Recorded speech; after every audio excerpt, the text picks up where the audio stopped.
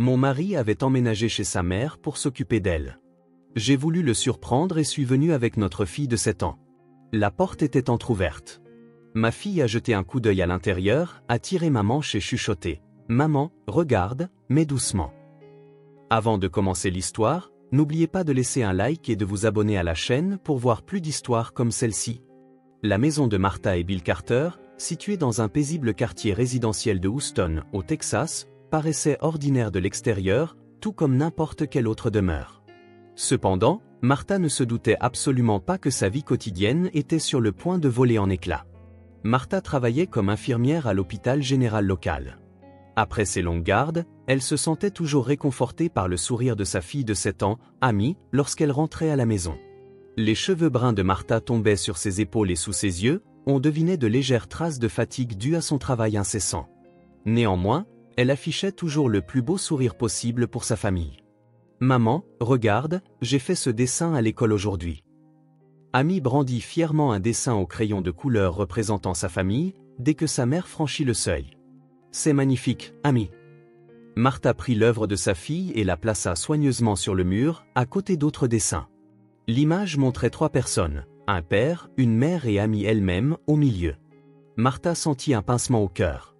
Bill était parti de la maison depuis un mois. Il travaillait dans une compagnie d'assurance et avait rencontré Martha à l'université, conquérant son cœur par sa douceur et sa sincérité. Leur mariage semblait bien se passer. Après la naissance d'Amy, Martha et Bill s'étaient tous deux consacrés à concilier travail et famille, et ils étaient connus dans le voisinage comme une famille idéale. Cependant, un mois auparavant, la nouvelle était tombée que Carol, la mère de Bill, était malade. Carol avait perdu son mari quelques années plus tôt et vivait seule dans une maison près d'Austin, au Texas. Ce jour-là, Bill avait annoncé à Martha, d'un air grave, « Ma mère est malade et a besoin de soins. Je vais rester chez elle pendant un certain temps. » Martha fut surprise, mais fit immédiatement preuve de compréhension. « Je vois. Ça doit être difficile. Allons-y en famille pour l'aider. » Bill refusa aussitôt cette suggestion. « Ça ne marchera pas. Mère est sensible au stress causé par des personnes extérieures. Surtout maintenant, les visites sont compliquées. Le médecin a dit de maintenir un environnement calme. » Son ton était plus ferme que d'habitude, et il semblait même un peu agité. « Mais Amy et moi sommes aussi de la famille, n'est-ce pas ?» dit Martha, et l'expression de Bill s'adoucit légèrement. « Bien sûr que vous l'êtes. Mais pour l'instant, je veux donner la priorité à ma mère. Ce n'est prévu que pour une courte durée, tu comprends, n'est-ce pas ?» Depuis un mois, Bill ne rentrait plus qu'une fois par semaine, le week-end. Dernièrement, même ses visites étaient devenues sporadiques. La communication de la part de Bill diminuait de jour en jour, se limitant à de brefs messages disant qu'il était occupé ou qu'il ne pouvait pas quitter le chevet de sa mère. Martha regarda son smartphone tout en préparant le dîner dans la cuisine. Toujours aucune réponse au message qu'elle avait envoyé la veille au soir. Amy, rentrée de l'école, regardait la télévision sur le canapé. « Quand est-ce que papa rentre ?» À la question d'Amy, Martha essaya d'afficher un sourire. « Dès que grand-mère ira mieux. Papa est très occupé à prendre soin de grand-mère en ce moment. » Amy fit une mine boudeuse. « Mais je veux voir papa. Je veux voir grand-mère aussi. » Martha caressa doucement les cheveux de sa fille et dit « Je sais. » Elle marqua une pause, songeuse. Il était douloureux de voir sa fille en manque de son père. Martha elle-même commençait à s'inquiéter de la distance qui se creusait entre elle et son mari. Le lendemain, pendant sa garde à l'hôpital, Martha se confia à sa collègue Karen.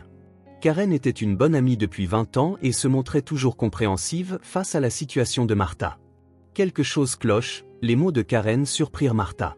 Si c'était uniquement pour les soins, pourquoi vous tiendrait-il à l'écart, toi et Amy ?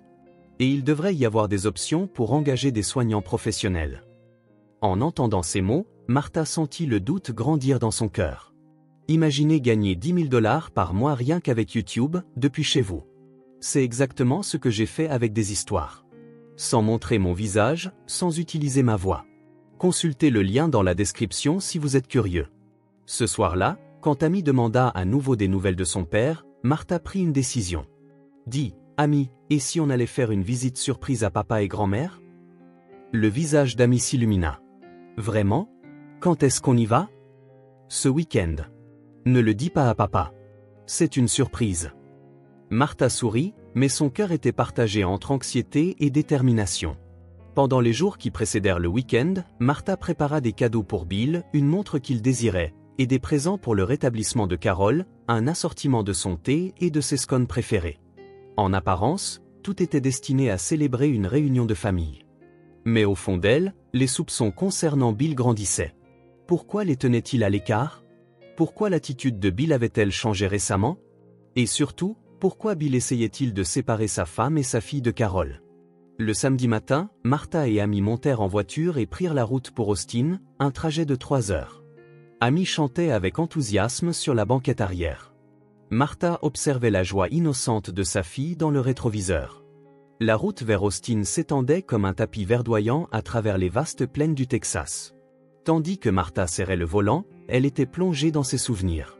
Elle avait rencontré Carol, la mère de Bill, 1 an avant leur mariage.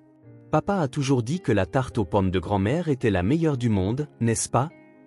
La voix d'Amy résonna depuis la banquette arrière. Martha sourit. Oui, c'était vraiment quelque chose de spécial. En fait, Carol Carter s'était montrée chaleureuse envers Martha dès le début. Durant les premières années de leur mariage, elle les invitait pour chaque fête. Et quand Amy était née, elle était restée 2 semaines pour les aider.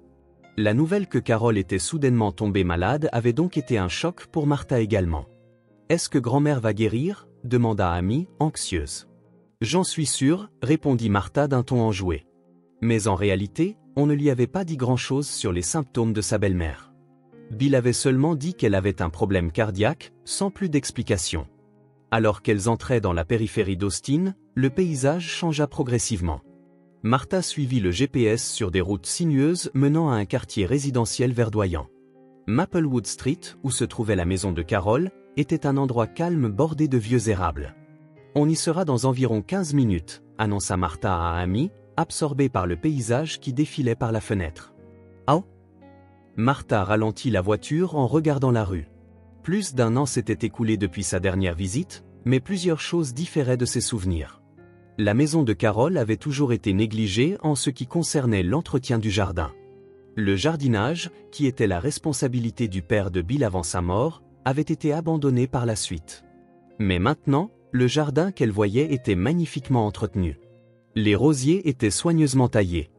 La pelouse était d'un vert éclatant, et de nouvelles fleurs avaient été plantées le long de l'allée menant à la porte d'entrée. « Tu crois que c'est papa qui s'occupe du jardin ?» demanda Amy. « Peut-être, » répondit Martha. Mais Bill n'avait jamais montré d'intérêt pour le jardinage. Il disait toujours qu'il n'était pas doué pour les travaux extérieurs. Ce qui attira également son attention, c'était un petit vélo rouge placé dans un coin du jardin. Il était à peu près de la même taille que celui d'Amy et clairement destiné à un enfant. « Maman, c'est le vélo de qui ?» Amy semblait l'avoir remarqué aussi. « Je ne sais pas. Peut-être qu'il appartient à l'enfant d'un voisin. » Martha tenta de dissimuler son malaise. Après avoir garé la voiture un peu à l'écart de la maison de Carol, Martha sortit un miroir de son sac à main et vérifia son apparence. Elle avait mis une nouvelle robe pour aujourd'hui. Elle était bleue, la couleur préférée de Bill, avec un décolleté légèrement épaules nues. Elle s'était même fait coiffer au salon. Tout était pour plaire à son mari. « Bon, on y va » dit Martha d'un ton enjoué, mais l'anxiété se répandait dans sa poitrine. Les mots de Karen lui revinrent à l'esprit, quelque chose cloche. Alors que les 2 femmes sortaient de la voiture et commençaient à marcher, une femme d'âge mûr s'approcha de l'autre côté de la route, promenant un chien. Martha reconnut son visage. C'était Helen Wilson, une amie de longue date de Carol. « Mais ce n'est pas Martha ? Ça fait longtemps. » Helen s'arrêta au milieu de la route, tenant la laisse de son chien courte. « Amy a tellement grandi. »« Bonjour Helen, » répondit Martha. « Je suis contente de voir que vous allez bien. »« C'est merveilleux que la mère de Bill soit rétablie, » dit Helen avec un sourire. « Je l'ai rencontrée au supermarché la semaine dernière et elle avait l'air très énergique. C'est incroyable d'être aussi active à son âge. » Martha resta momentanément sans voix. Carol allait assez bien pour faire ses courses au supermarché. D'après Bill, elle pouvait à peine sortir du lit. J'avais entendu dire qu'elle était très malade. Oh, vraiment ? Hélène pencha la tête. Mais la semaine dernière, elle achetait un chariot plein de courses. Et ses enfants étaient si mignons aussi. Des enfants ?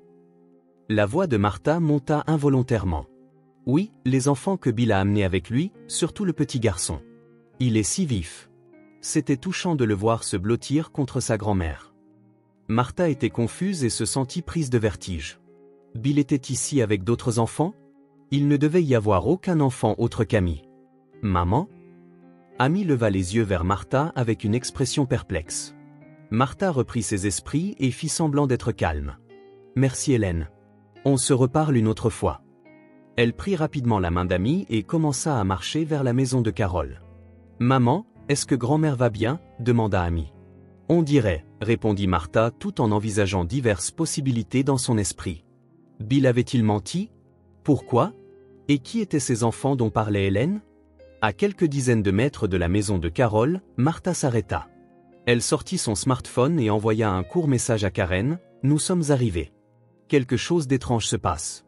Je te recontacterai plus tard.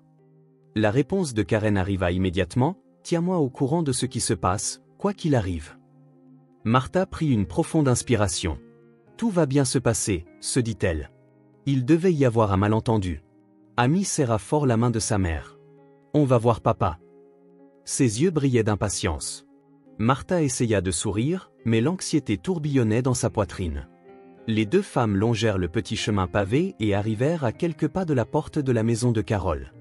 Debout devant la porte blanche, Martha leva la main pour frapper. Mais elle remarqua alors que la porte était légèrement entr'ouverte. Martha arrêta sa main qui s'apprêtait à frapper et fixa la porte entr'ouverte. De l'intérieur provenaient des bruits de conversation joyeuse. La voix de Bill et la voix d'une femme inconnue. La voix de Carole était là aussi. Son rire paraissait trop énergique pour être celui d'une personne malade. C'est papa. Amy tenta avec enthousiasme de s'avancer, mais Martha attrapa instinctivement l'épaule de sa fille. Attends un instant, murmura Martha. Son intuition la mettait en garde. Quelque chose n'allait pas. Quelque chose clochait. Elle sentit son pouce accélérer. Amy leva les yeux vers sa mère avec une expression confuse. Qu'est-ce qui ne va pas? Martha répondit en choisissant soigneusement ses mots, voyons d'abord ce qui se passe à l'intérieur. Amy obéit à sa mère et jeta un coup d'œil par l'entrebâillement de la porte. Quelques secondes plus tard, son expression changea. La stupéfaction, la confusion et une émotion indescriptible apparurent sur son jeune visage. Amy se retourna lentement et tira doucement sur la manche de Martha. « Maman, jette un œil. » Sa voix tremblait. Martha se pencha et regarda par la fente de la porte. Ce qu'elle vit confirma ses pires craintes. Le salon était baigné de soleil. Bill était assis sur le canapé avec une jeune femme inconnue blottie contre lui. La femme avait environ 30 ans, de longs cheveux blonds et des traits fins. Elle reposait sa tête sur l'épaule de Bill et son bras entourait sa taille. À leurs pieds, un garçon d'environ 5 ans jouait avec des cubes étalés sur le sol. Puis, sa belle-mère Carole apparut de la cuisine. Elle portait un plateau d'argent avec des verres de limonade. Sa démarche n'était pas celle d'une personne malade, mais de quelqu'un d'extrêmement en forme. « Bill, Jessica, voici de la limonade, » dit Carole. « Non, je t'ai aussi apporté des biscuits. »« Youpi! Merci grand-mère. » Le petit garçon appelé Noah sauta de joie. Le cœur de Martha battait la chamade. « Grand-mère » Cet enfant appelait Carole « grand-mère » Donc Jessica devait être le nom de cette femme. Et Noah ? Papa, joue encore avec moi. Noah tapota le genou de Bill. Tu avais promis. Bill sourit doucement. Martha connaissait bien cette expression. Ce sourire qui, autrefois, lui était destiné, à elle et à Amy. Bien sûr, mon fils, répondit Bill en caressant doucement les cheveux de Noah. Mais d'abord, aidons un peu maman et grand-mère. Mon fils. Ce mot transperça douloureusement les oreilles de Martha. Bill avait appelé cet enfant son fils. Ses genoux tremblèrent. Bill se leva et embrassa Jessica. C'était un geste quotidien et détendu, une intimité naturelle indiquant une longue relation entre eux. Maman. La voix d'Amy tremblait. Elle essayait de dire quelque chose. Martha couvrit instinctivement la bouche de sa fille. Chut, murmura-t-elle, les lèvres tremblantes. Si sa fille appelait son père, tout serait fini. Elle avait encore besoin de temps pour comprendre et réfléchir à cette situation. Les larmes montèrent aux yeux d'Amy. La confusion et la trahison se lisaient sur son jeune visage. Martha serra doucement sa fille dans ses bras et l'emmena un peu plus loin de la maison. « C'était papa » demanda Amy d'une voix qui allait pleurer. « Qui sont ces gens ? Pourquoi papa a appelé ce garçon mon fils ?» L'esprit de Martha était en ébullition, mais elle devait garder son sang-froid pour le bien de sa fille. Je ne sais pas, Amy, mais je vais le découvrir. Elle sortit son smartphone de son sac et activa la fonction caméra. Diverses pensées tourbillonnaient dans son esprit, mais une chose était claire, elle avait besoin de preuves. Martha prit la main de sa fille et dit « Reste tranquille un instant. Je vais regarder à nouveau. » Elle retourna silencieusement vers la porte et pointa son smartphone à travers l'ouverture. Elle commença à enregistrer une vidéo. Sa main tremblait, mais elle réussit à capturer la scène. À l'intérieur, la scène familiale intime continuait. Bill jouant avec Noah et les cubes, Jessica regardant avec un sourire, et Carol assise avec une expression satisfaite. Ils peignaient le tableau d'une famille parfaite. Un tableau d'une famille sans Martha et Amy. « Bill, je suis si heureuse que tu es ta vraie famille maintenant », la voix de Carol fut clairement enregistrée. « Tu aurais dû quitter cette femme plus tôt. Combien d'années t'ai-je dit ça? Elle n'est pas faite pour toi. Jessica est la femme qui te mérite. » La poitrine de Martha se serra. La mère de Bill ne l'avait-elle donc jamais acceptée? Bien qu'elle parût gentille en surface, avait-elle conseillé à son fils de la quitter depuis tout ce temps? « Je sais, maman », continua la voix de Bill. « Mais ce n'est pas facile. Je consulte un avocat pour savoir comment divorcer de Martha, mais s'il te plaît, ne lui dis rien pour l'instant. Pas avant que tout soit réglé. » Jessica demanda, inquiète, « Et si elle le découvre et apprend tout ça ?» Bill répondit avec assurance, « Ne t'inquiète pas. Martha ne se doute de rien. C'est une femme simple et confiante. Si je mentionne juste la maladie de maman, elle croira n'importe quoi. » La colère monta dans le cœur de Martha. Simple? Confiante? La prenait-il pour une idiote? La vérité sur la façon dont son mari la voyait était écrasante. « Alors, quand vas-tu parler d'Amy ?» demanda Jessica. « C'est ta fille, n'est-ce pas ?» Bill haussa les épaules. « Martha obtiendra la garde. J'ai une nouvelle famille maintenant. Noah me suffit. » Ces mots portèrent le coup de grâce au cœur de Martha. Allait-il abandonner si facilement sa propre fille, sa chair et son sang? Martha arrêta l'enregistrement vidéo, les mains tremblantes. Les larmes avaient coulé sur ses joues, mais ce n'étaient pas des larmes de tristesse. C'étaient des larmes de colère et de détermination. Assez de preuves avaient été recueillies. Inutile d'en voir plus. Elle retourna auprès d'Amy. Sa fille pleurait silencieusement à l'ombre des buissons. Martha la serra fort dans ses bras. « Partons », dit Martha doucement. « On ne va pas voir papa ?» demanda Amy, confuse. « Pas maintenant. Mais tout va bien se passer. Maman est là pour toi. » Les deux femmes retournèrent silencieusement à la voiture sans que personne ne les remarque. L'esprit de Martha commençait à retrouver sa clarté. Une fois dans la voiture, Amy éclata en sanglots sur la banquette arrière. Martha se retourna et prit la petite main de sa fille. « Amy, écoute. Nous sommes fortes. Quoi qu'il arrive, je te protégerai. C'est dur en ce moment, mais nous allons surmonter ça, c'est certain. » « Mais papa, papa. » Amy ne trouvait plus ses mots. « Papa a fait le mauvais choix. Mais ce n'est pas de ta faute. Absolument pas de ta faute. » Martha démarra le moteur de la voiture. Son cœur était empli de la douleur de la trahison, mais en même temps, un chemin clair sur ce qu'il fallait faire commençait à se dessiner. Elle sortit son smartphone et appela Karen. La voix inquiète de Karen retentit à l'autre bout du fil. De l'intérieur de la voiture garée devant un motel, Martha expliqua calmement la situation tout en contemplant le paysage extérieur. Sa voix était étonnamment assurée. Les tremblements avaient cessé et ses pensées étaient claires. C'était ce calme étrange qui suit un choc. « Je n'arrive pas à y croire, » haleta Karen, « cet homme sans cœur. »« Alors, qu'est-ce que tu vas faire maintenant ?»« Je ne sais pas, » répondit Martha honnêtement. « Mais je choisirai la meilleure voie pour Amy et pour moi-même. »« Reviens tout de suite, » dit Karen. « Reste chez moi.